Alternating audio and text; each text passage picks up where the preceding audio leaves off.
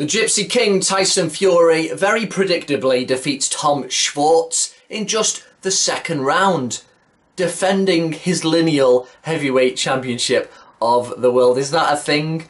I don't think you can rack up defences of this lineal title, can you?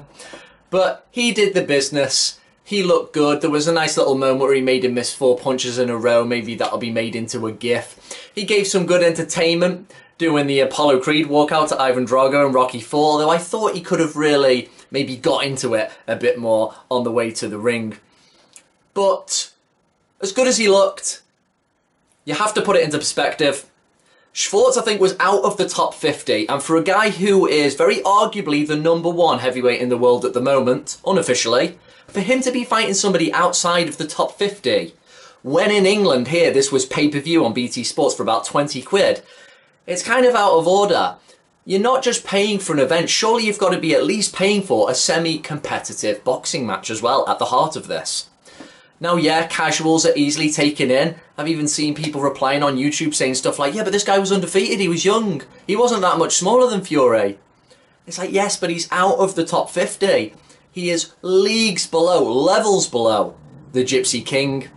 It was clear that Fury probably wouldn't have even had to train that much to easily dispatch this guy. Now, Schwarz seemed to at least give it a go. He wasn't caught in the headlights.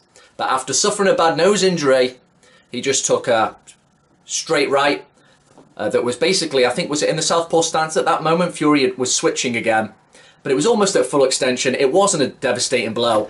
And he took a knee, got back up, and then proceeded to just kind of cower until it was stopped, you know. And it's no knock on Schwarz as a fighter, but facts are facts. This guy was out of the top 50. And if you are paying for something like that, you deserve better as a fan, because if you accept this kind of stuff, it just dilutes what's acceptable.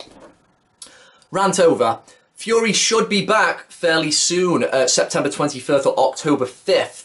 Come on, this time at least against a guy in the top 20, and he needs to do that to sharpen his tools for the upcoming rematch against Deontay Wilder, probably early 2020. So, Fury looked good, he brings a good energy, hopefully he's going to be able to do probably what AJ wanted to do, get more familiar with the American public, get him to draw him to him, and then really try and butter up that rematch with Wilder. But next time, it needs to be a much better opponent. You should not be expected to pay for such outclassed opposition.